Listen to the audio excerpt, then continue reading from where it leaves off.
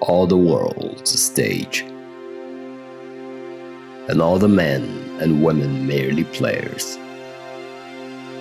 They have their exits and their entrances, and one man in his time plays many parts, his acts being 7 ages.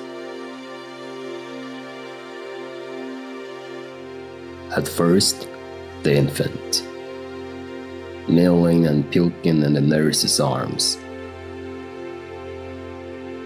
Then the whining schoolboy with his satchel and shining morning face creeping like snail unwillingly to school.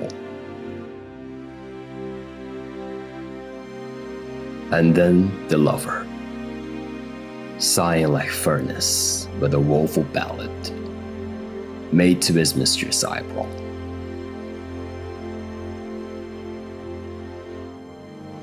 Then a soldier, full of strange oaths and bearded like the pard, jealous in honor, sudden and quick in quarrel, seeking the bubble reputation, even in the cannon's mouth. And then the justice, in fair round belly with good capon lined, with eyes severe and bearded of formal cut, full of wise salts and modern instances.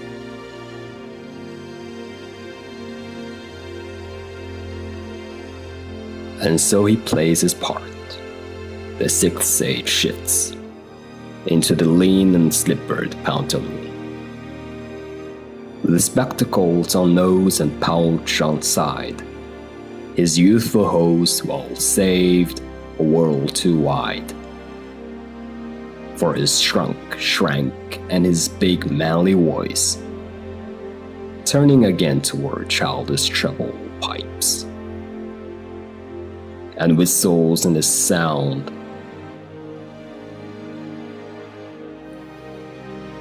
Last scene of all. That ends this strange eventful history, his second childness and mere oblivion. Son's teeth, son's eyes, son's taste, son's everything.